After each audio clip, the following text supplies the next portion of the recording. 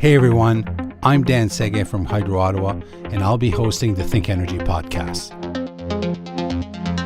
So here's today's big question.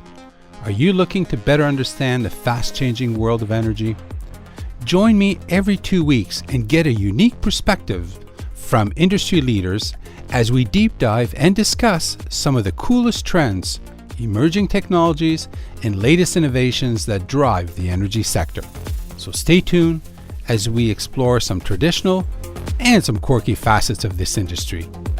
This is the ThinkEnergy Podcast. Hey everyone, welcome back. This is a very special episode of the ThinkEnergy Podcast. While we mostly want to say bah humbug and forget 2020 ever happened, for me, there are some special moments and amazing guests that I had on the show this year who are worth remembering. So for today's podcast, we're looking at the 12 days of Podcast Pass with some of the most fascinating people I spoke to this year.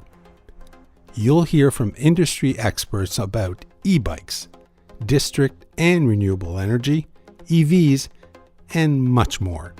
So here's today's big question. What did you learn from the ThinkEnergy Podcast this year? Number 12. Kicking us off, number 12 is Kevin Lee, Chief Executive Officer for the Canadian Home Builders Association, and how net zero homes are the future. With 111 million tons of greenhouse gas emissions released into the atmosphere from Canadian homes and buildings, every year, we're all looking at ways to reduce our carbon footprint. I asked Kevin when building or renovating to net zero standards what the key considerations are. How much does it entail? Are we talking about everything from walls, ventilation, foundation, windows, and more? Oh, absolutely. I mean, certainly when you're driving to get down to basically using close to zero energy, you have to look at everything that uses energy and that can, save energy and be efficient with energy. So every element of the home, as you said, walls, ceilings, foundations, windows, mechanical systems, hugely important. So you have to look at all of it. And where do you start?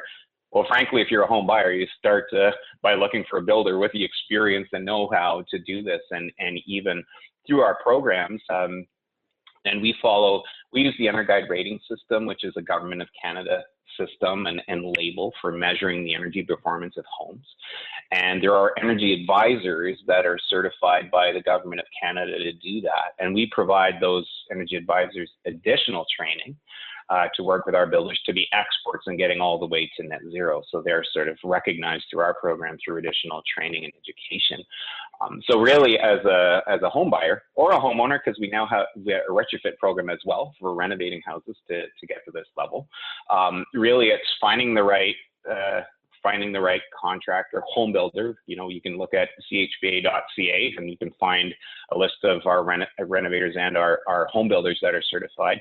They know what they're doing, and they're working very closely with an energy advisor who works on the design, because like I said, when you're trying to get to net zero, you're talking about squeezing every ounce of energy you can out of that house, and it's every element. So it's not so much that you start one place, you look at everything. Number 11. Coming in at number 11, I spoke to Jeff Westeinde, president of Zibi Canada, to ask him what happens when you use a network of hot and cold water pipes, bury them underground, and then use them to efficiently heat and cool buildings, and even whole communities. Jeff and his team are using district energy to achieve a zero carbon footprint at Zibi, a 34-acre waterfront community in downtown Ottawa. On a hot summer day back in August, I asked him what's behind the One Planet system he's looking to achieve. We have to live as if we only have one planet. Most people, when I say that, look at me and sort of go, but we only do have one planet. And we need to remind them that if you live like a typical Canadian, you're using 4 planets of resources to sustain your unsustainable lifestyle. and Americans using 5 planets, Europeans using 3 planets. And all we're doing is stealing from future generations and the developing world to sustain our unsustainable lifestyles. So One Planet really is all about both environmental sustainability, like technical sustainability, and social sustainability with 1 planet's worth of resources. And it's a very holistic program. Very audacious goals. We're going to talk about zero carbon. So, as you know, Zibi's in the nation's capital in Ottawa and Gatineau. We are today. We're going to be at plus 34 degrees. 6 months from now, we'll be at minus 34 degrees Celsius. And to be zero carbon in this environment, it's the holy grail. So achieving 1 planet is not an easy thing to do. Very audacious.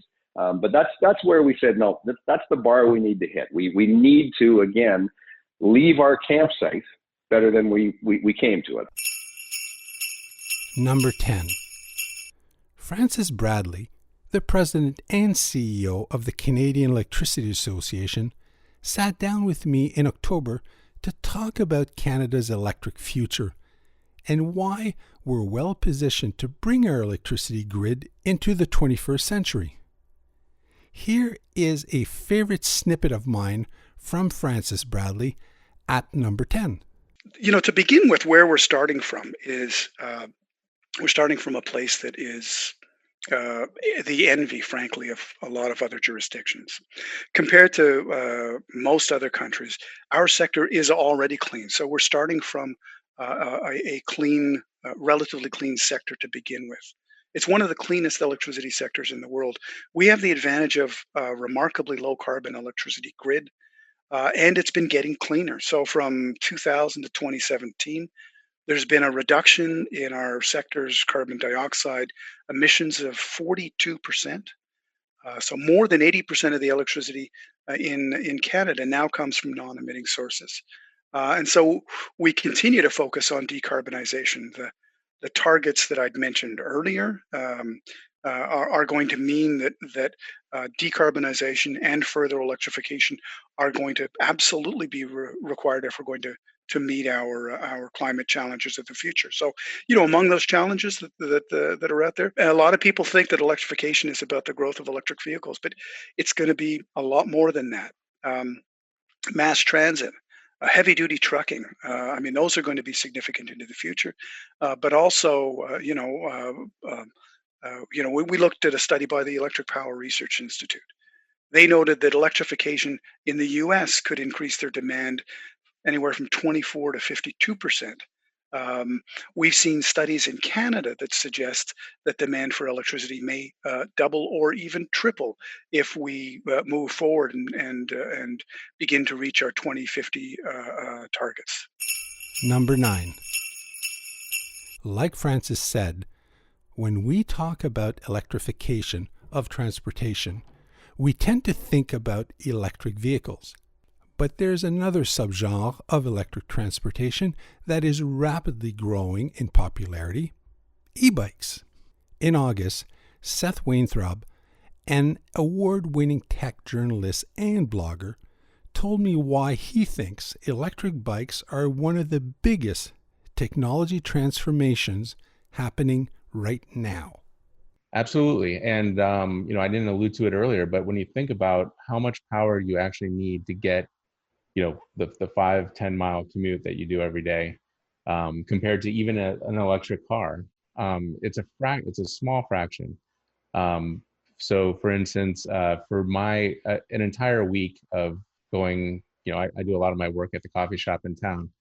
For an entire week, I can go off of one 500 watt hour battery. So, in comparison, that would drive my Tesla probably about a mile.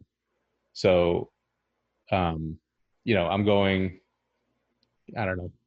20 times as far as you can go in a car on the same amount of energy. So, if everybody rode a bike instead of, even an electric car, and then, obviously gasoline cars are much worse on the environment than that. But just even compared to an electric car, an electric bike is so much more fuel efficient. Obviously 20 people could ride bikes for one person riding a car in terms of energy usage. Number 8. In September, I interviewed Andrea Flower, the Senior Project Manager for Environmental Programs, Planning, Infrastructure, and Economic Development for the City of Ottawa, and learned that roughly 50% of all greenhouse gas emissions in Canada come from municipalities.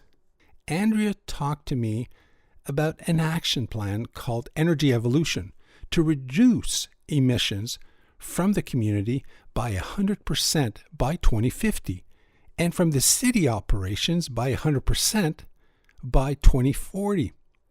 At number 8, here's an excerpt from that conversation. Well, maybe a bit of background. So Ottawa undertakes greenhouse gas emissions inventories every year so that we know where our emissions come from. And in 2018, the most recent year that we have right now, roughly 90% of the emissions in Ottawa came from the building and transportation sectors.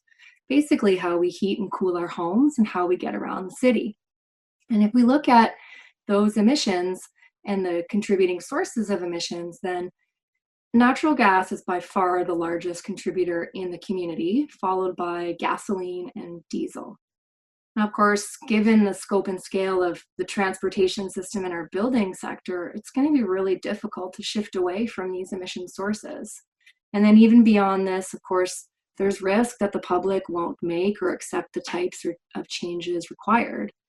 And I'm cognizant of the fact that there's a huge equity and inclusion risk for this transition. We need to find ways that everybody can participate in climate solutions and not just the people who can afford it.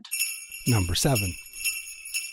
At number 7, I sat down with Jim Pegg, Director of Infrastructure, Product and Service at Enviri Energy Solutions, to understand what part utilities play in electric vehicle infrastructure and services to encourage a smooth transition for EV adoption. Utilities absolutely are part of that because, at the end of the day, people, myself included, look to the utility for a reliable power supply. And as we're converting things like fleets and even especially transportation fleets, that reliable power supply becomes somewhat critical to the economy in the sense that it's moving people around. Transportation moves people around.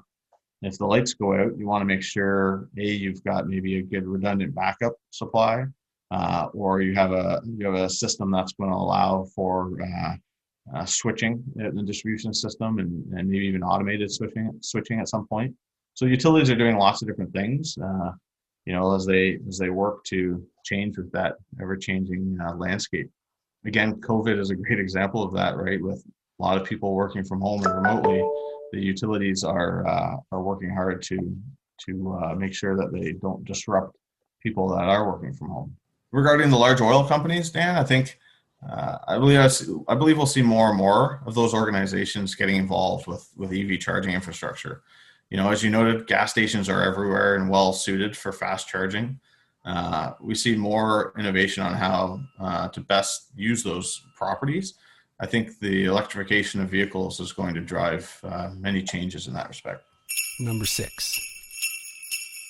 At number 6, on my year-end wrap-up, I sat down with Anne-Raphae Audouin, President and CEO of Water Power Canada, and learned that Canada is the second largest generator of hydroelectricity in the world.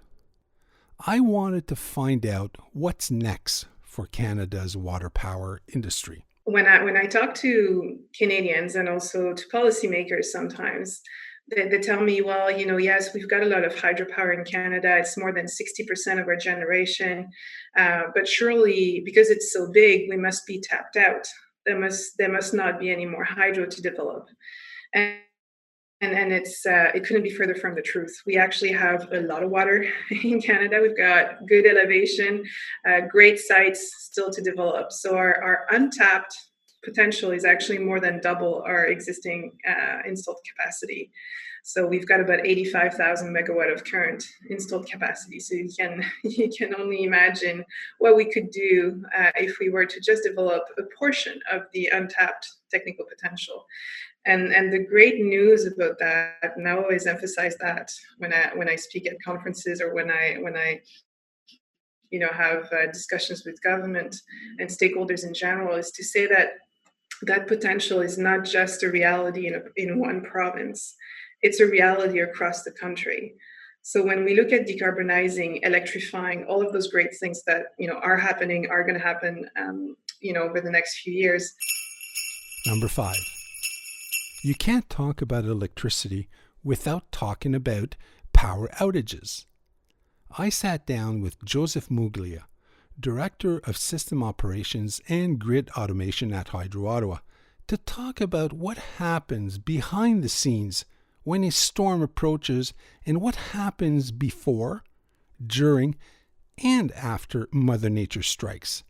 At number 5, it's Joseph Muglia. So really the very first priority is to send our crews out to assess the damage and figure out really what we're dealing with system-wide, citywide. Get a good idea of really what infrastructure has been affected. Once we've identified the extent of the damage and any safety concerns to the public or to our workers, we begin the restoration. What most people don't know is that there's an amazing amount of coordination and work that's going on in our control room during an event, just as much as what's going out in the field. So all of the cables and the infrastructure that you see on the ground and has been damaged, or essentially dangerous situations that might be out there, they first have to be switched off from our control room so that we can work on the infrastructure safely. So we take the opportunity a few times a year to really tabletop exercises that will help us prepare for incidents or large outages that may occur, regardless of what the effect might be, whether it's a bad storm or just a large power outage. In the case of a couple of years ago, tornadoes, we prepare for that. We are constantly trying to keep our folks up to speed and trained so that we can seamlessly go from like a blue sky event where we think about what could potentially happen to being involved in the middle of a storm. And usually our staff can transition from normal day to storm mode quite easily. We're monitoring weather 24 hours a day, every single day of the year. And so when we see weather approaching, and then once a storm hits, and I'm using a storm as an example, once the storm arrives, we've already been prepped. We've already got folks that are positioned and ready to respond. Number 4. Where only 5% of electricity workforce is young people compared to 14% across all other sectors, and only 26% is women, I talked to Michelle Branigan, CEO of the Electricity Human Resources Canada, to find out what is being done to encourage a more dynamic workforce for the future. At number 4, here is a clip of my conversation with Michelle. Women that are working here right now in the sector have told us that having a support network, having somebody to mentor them, has made the difference on whether they have actually stayed or not. That's made a big difference. Yeah. You know how hard it is to affect cultural change, right? It takes a long time. But who has to lead that change? The CEO, the leader, the president of the organization needs to do that. And it's the premise of the Accord that to affect systemic change, you need to have buy-in at that senior level. And industry leaders need to have a bold vision, but they need to do more than just talk about it. They need to set the standard for everybody in the organization to follow. Number 3. Have you ever smelled a pickle that is being electrocuted? That was the big question I had for Blair May, who helped me oversee the Electricity Safety and Conservation Program that entertains and educates school-aged children across Ontario about electrical safety. At number 3, here's a bit of my conversation with Blair and why it's important to teach kids young to be smarter and safer around electricity. A lot of electrical accidents originate with adults when they don't know what to do around electricity. No. And it's sad. And that's why we do these presentations. So a couple of the takeaways that I've always remember that teachers and adults have come up to me and said that they really love to hear about. I know I talk a lot about the GFCI, ground fault circuit interrupter, but testing it once a month is so important. And we want to make sure that from the JK all the way to the grade 8, they're going home and teaching their parents about this. And the teachers love to know that that is such an important thing that can save their lives. Also the toaster. A lot of people still today will try to put a fork or a spoon inside the toaster. Yeah, and they think that they're ahead of the curve because they know to unplug it. The one problem is if they damage one of the filaments, those thin, tiny little wires inside, the next time they plug it in, bang, they end up getting a shock. Number 2. If you've been listening to the podcast this year, you'll know I love to talk about the future and innovation. That's why at number 2, I asked, have you ever dreamed of a day your car can drive itself? The accelerating rate of research and development in automation and artificial intelligence is indicating that this dream may become a reality very soon. Raed Kadri, the head of the Ontario's Autonomous Vehicle Innovation Network, shares fascinating insight into this world. The number one thing that people are trying to achieve is the promise of increased safety as a result of these technologies. If you look at things like ADAS, advanced driver assistance systems, is the fact that the vehicle and the sensors are perceiving something that you may not have perceived, and they're warning you, and so it's able to help you hopefully mitigate something in advance of it occurring. Safety is the key, and what at the high level what everybody's hoping to achieve from all of this. But once the technology is there, there's a whole wide range of things that can also be achieved as a secondary piece of this, and this is where people are looking at it is increased efficiency, is productivity, is better flow, better understanding of the traffic system, better understanding of the users of the vehicles in such a way where of course keeping security and privacy paramount. Number 1. We've come to the last clip of my 12 days of podcast year-end wrap-up, and it's fitting that it's about renewable energy and the realistic strategies for increasing the supply to permanently replace any remaining carbon-intensive energy sources in Canada. Here, Brandy, Giannetta, Senior Director at the Canadian Renewable Energy Association, talks about how the renewable energy industry is primed to enter a new phase of growth, mostly thanks to a culture shift. Here is number 1. The scalability of our energy production and use in Canada and abroad is really a factor there, because we can do it at whatever scale needed for whatever system is being sought. So a consciousness about the environment continues to grow alongside that. So we've got energy policy and economic stimulus, but we also have environmental policy. And the drivers for decarbonization and electrification of the sectors that aren't traditionally powered by electricity, like cars and transportation, like at a large scale, as well as buildings, are really increasing the demand for energy solutions that are non-emitting, affordable, scalable, flexible, and all of those great things. And that's something that obviously our industries can provide. So our vision really ultimately is to ensure that renewable energy, being solar and wind, and then the energy storage on top of that, are playing that central role as we transform the mix so that we can continue to provide those solutions across the board. Well, we've reached the end of another episode and another year of the Think Energy podcast. I hope you had fun tuning in. I really do. It's at this point in the program I usually ask my guests some rapid fire questions. I never answered them myself, so I thought I'd do it now. I hope you enjoy this.